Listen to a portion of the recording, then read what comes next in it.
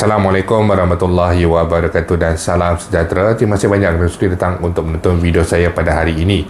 Dan seperti biasa, bagi mereka yang baru pertama kali datang untuk menonton ke channel saya ataupun mereka yang masih lagi belum subscribe, saya mohon jasa biar anda untuk subscribe ke channel saya. Dan bagi mereka yang dah subscribe, saya mohon anda untuk kongsikan video ini kepada rakan-rakan serta di keluarga anda.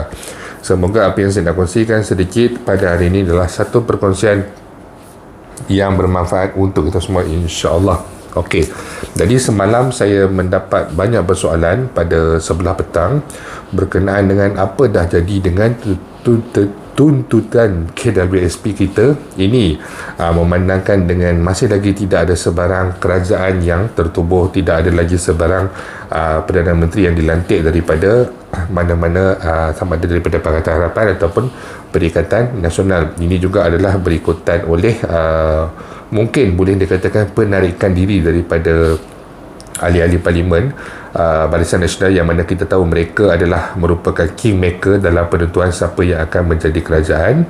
Mungkin di saat akhir apabila terdapat konflik di dalam parti itu sendiri, mereka mengambil pendirian untuk menjadi pembangkang, dan sudah tentulah ini menyebabkan segala akuan bersumpah ataupun disebut sebagai SD yang diperoleh oleh Tan Sri Muhyiddin Yassin, mungkin daripada MP-MP ahli parlimen UMNO ini telah pun terbatal disebabkan pendirian mereka ini telah pun berubah. Okey, jadi ramailah yang mula bimbang dengan isu tuntutan KWSP ini kerana tidak ada kerajaan.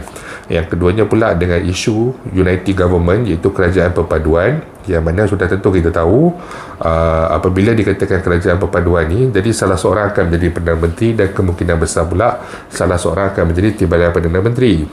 Mungkin Datuk Seri Anwar menjadi Perdana Menteri, Tan Sri Muhyiddin Yassin akan menjadi Timbalan ataupun sebaliknya. Tetapi kalau ikut sistem Westminster, kebarangkalian itu adalah pada Datuk Seri Anwar Ibrahim lah untuk menjadi Perdana Menteri, kerana Pakatan Harapan mempunyai kerusi yang lebih banyak berbanding pada Perikatan Nasional. Tetapi kita tak boleh, walaupun kita masih perlu berpandukan kepada orang kata konsep Westminster dan sebagainya, kerana kita adalah negara berdemokrasi, negara Commonwealth dan sebagainya, tetapi Agung itu mempunyai kuasa yang mutlak lah untuk menentukan siapa yang lebih layak. Dan kita juga boleh sebenarnya tidak merujuk orang kata konsep-konsep yang ada di luar sana tu atas budi bicara Yang Pertuan Agong serta kebijaksanaan Yang Pertuan Agong.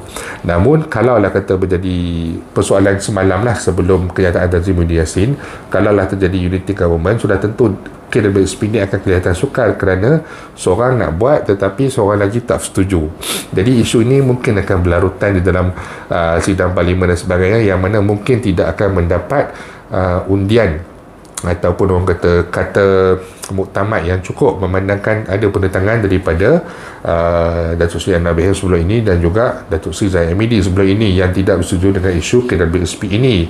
Namun pada sedikit lewat petang semalam sebelum maghrib, Tan Sri Muhyiddin Yassin telah pun menyatakan bahawa beliau tidak akan bersama dalam Unity Government ini, dan beliau tidak akan bersetuju untuk bergabung dengan Pakatan Harapan. Malah beliau telah menandatangani satu macam kenyataan daripada pihak istana yang menyatakan bahawa beliau tidak bersetuju untuk menjadi gabungan ataupun kerajaan perpaduan bersama dengan Pakatan Harapan. Okey, jadi maksudnya di sini apa yang saya boleh telah berdasarkan keadaan semasa dengan kenyataan daripada Istana Negara yang akan memanggil 30 ahli Barisan Nasional, mungkin ada perkara yang perlu disampaikan dan juga keyakinan yang perlu diperolehi ataupun perlu didengari oleh sendiri YDPA ni daripada mulut ahli-ahli parlimen ini, kerana sebelum ini mereka mungkin terikat dengan keputusan parti, keputusan Presiden Parti UMNO itu sendiri, Barisan Nasional, ataupun malah sekarang ni mungkin Agong mahu mendengar apa yang mungkin terbuku dalam hati mereka sendiri, dan ini masih lagi mempunyai harapan yang kebarangkalian untuk Tan Sri Muhyiddin Yassin diangkat menjadi menteri itu, Perdana Menteri yang ke-10 itu sebenarnya masih lagi mempunyai harapan. Kerana kenapa saya berkata pada itu, mungkin ahli-ahli Barisan Nasional sebelum ini terpaksa orang kata swing ataupun balik arah dengan menyatakan pendirian mereka untuk menjadi pembangkang disebabkan oleh pendirian parti dan sebagainya. Tetapi kalau ikutkan daripada kenyataan Tan Sri Muhyiddin Yassin, beliau telah mempunyai sokongan seramai 115 SD, aku akan bersumpah, daripada 115 ahli parlimen. Ini sudah tentulah daripada ahli parlimen Barisan Nasional itu sendiri. Okey, jadi berbeza dengan Datuk Seri Ibrahim, beliau tidak menghantar sebarang senarai jumlah sokongan yang beliau perolehi.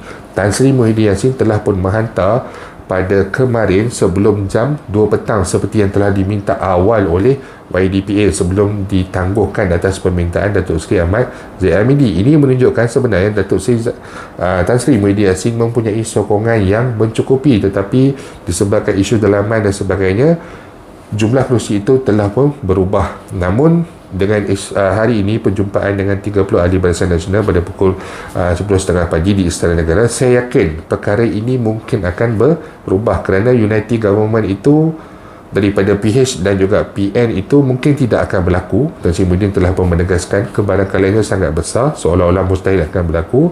Tetapi untuk BN itu sebahagian ahlinya menyokong Perikatan Nasional ini kebarangkaliannya adalah sangat tinggi sebab kita dah ada rekod, Tan Sri Muhyiddin dah ada rekod sokongan mereka beberapa hari yang lepas, kerana mereka ini kita tahu seperti beberapa ahli parlimen daripada Barisan Nasional ini telah menyatakan secara terang-terangan mereka tidak mahu bersama dengan Pakatan Harapan. Jadi ini sedikit apa yang saya boleh jelaskan kepada mereka yang bertanyakan apa dah jadi dengan KWSP kita ini. Isu ini masih lagi tertangguh, kita masih lagi menantikan kerajaan, dan harapan besar daripada kalangan rakyat, terutama sekali pada kalangan pecarum, sudah tentulah kita mahukan Tan Sri Muhyiddin Yassin menjadi sebagai Perdana Menteri, kerana kita juga mempunyai agenda kita sendiri, kita juga mempunyai keperluan yang mana keperluan ini setakat ini telah dikongsikan dan boleh dipenuhi oleh Kerajaan Perikatan Nasional sahaja. Jadi apa-apa pun dalam tempoh masa yang masih ada ini, pada saya kita teruskan berdoa, kita minta yang baik, dikurniakan pemimpin yang baik, dikurniakan pemimpin yang jujur serta amanah, dan insyaAllah saya yakin satu keputusan yang bijak akan ditentukan oleh YDPA dan juga mungkin daripada kalangan-kalangan ahli Barisan Nasional sendiri yang mungkin akan memberikan pendirian mereka yang sejujurnya. Jadi insyaAllah jika ada sebarang perkembangan baru berkaitan dengan isu ini, saya akan berkongsikan kepada anda semua kelak. Bagi mereka yang mempunyai sebarang persoalan, sebarang masalah ataupun sebarang komen, anda boleh utarakan di ruangan YouTube ataupun di ruangan Facebook saya, Video Selamat Channel. TikTok pun ada Video Selamat 85. InsyaAllah kita akan jumpa lagi. Jangan lupa untuk share, jangan lupa untuk subscribe. Assalamualaikum warahmatullahi wabarakatuh.